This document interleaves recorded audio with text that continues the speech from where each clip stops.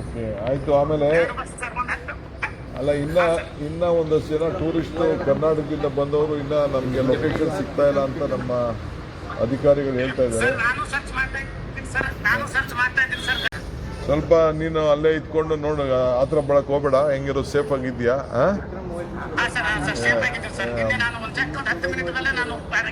Okay, ಭಾಳ ಸಂತೋಷ.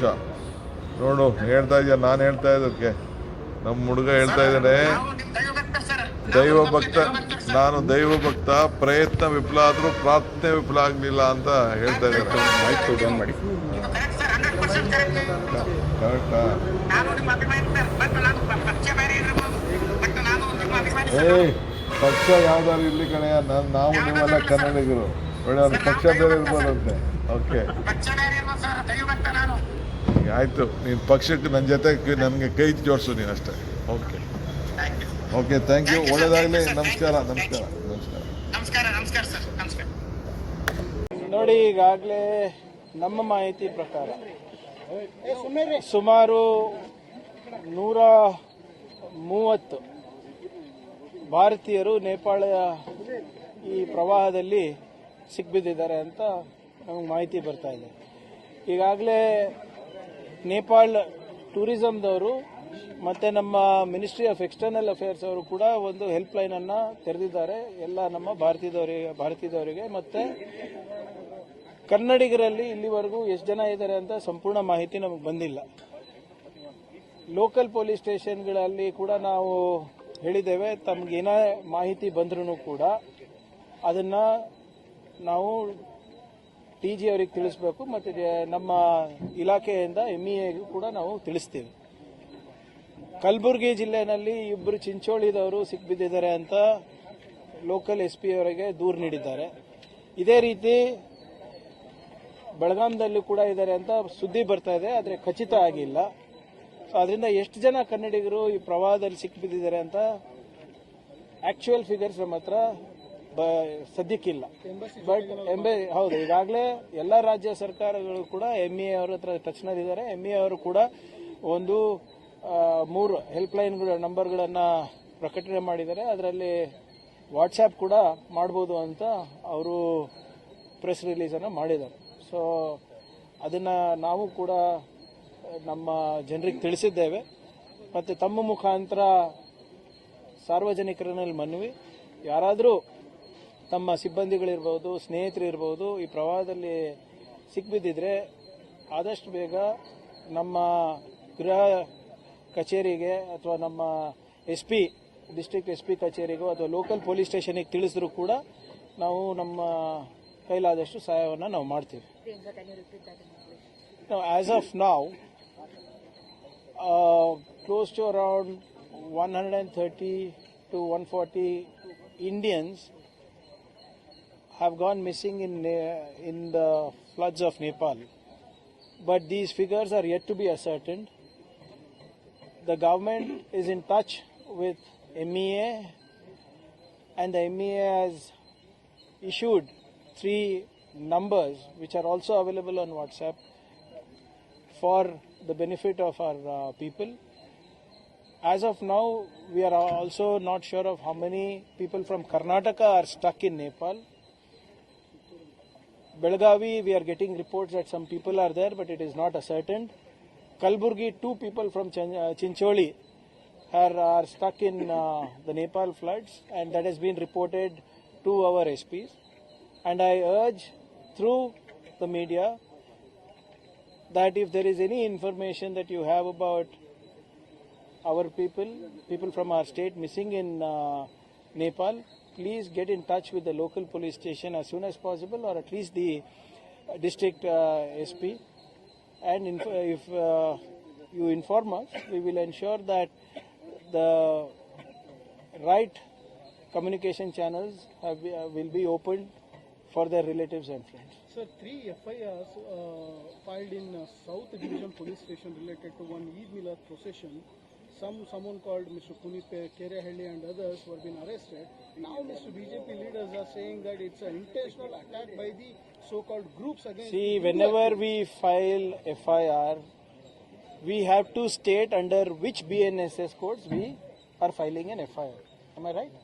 So let them look at the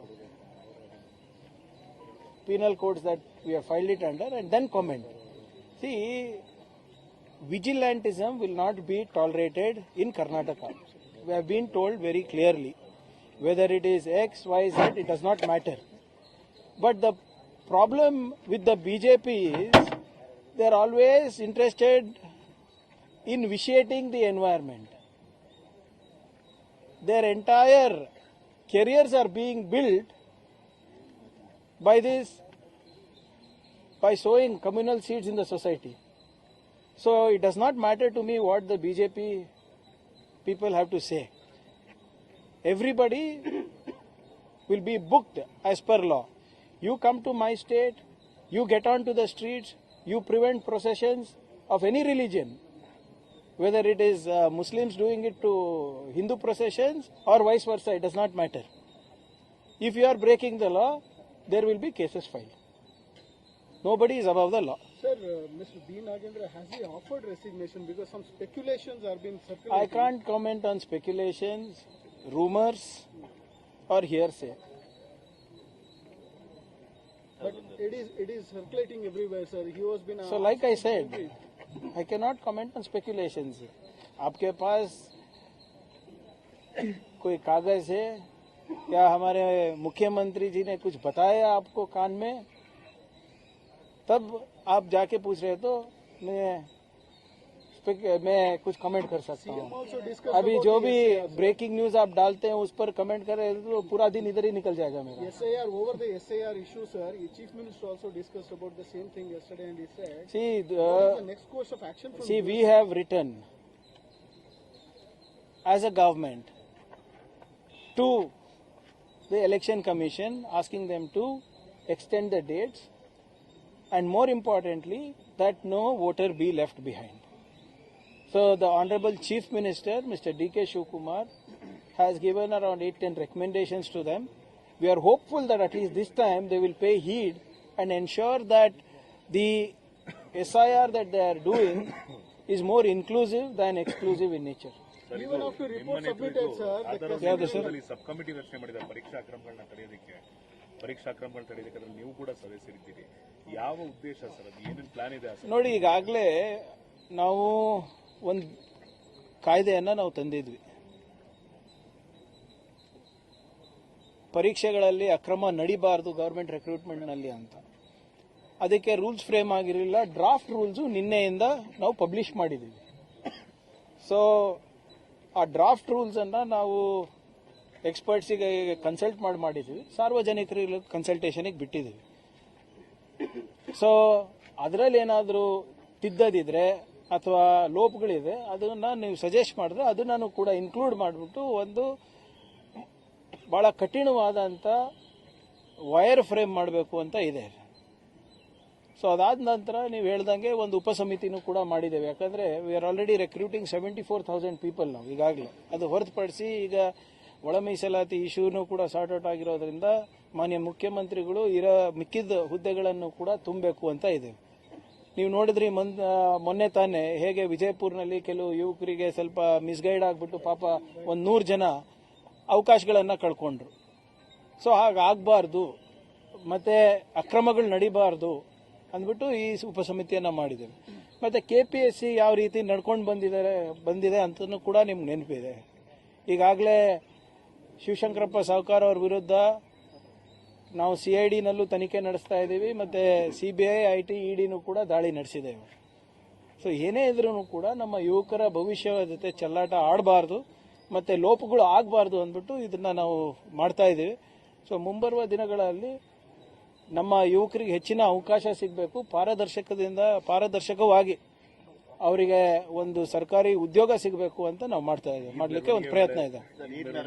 ಗುಂಪು ಘರ್ಷಣೆ ಆಗಿದೆ, ಆ ಕಡೆ ಮುಸ್ಲಿಂ ಅವರ ವಿರುದ್ಧನೂ ದೂರು ದಾಖಲಾಗಿದೆ. ನೋಡಿ, ನಾನು ಬಹಳ ಸ್ಪಷ್ಟವಾಗಿ ಹಿಂದೆ ಕೂಡ ತಮ್ಮ ಮುಖಾಂತರ ಮನವಿ ಮಾಡಿಕೊಂಡಿದ್ದೆ. ಯಾರ ಆಚರಣೆಗಳಿಗೂ ಕೂಡ ಯಾರು ಕೂಡ ಅಡ್ಡಿ ಬರಬಾರ್ದು, ಕಾನೂನಾತ್ಮಕವಾಗಿ ನಡ್ಕೋಬೇಕು. ನನ್ನ ಆಚರಣೆ ನಿಮ್ಗೆ ಆತಂಕ ಆಗಬಾರ್ದು, ನಿಮ್ಮ ಆಚರಣೆ ನನಗೆ ಆತಂಕ ಆಗಬಾರ್ದು ಅಷ್ಟೇ.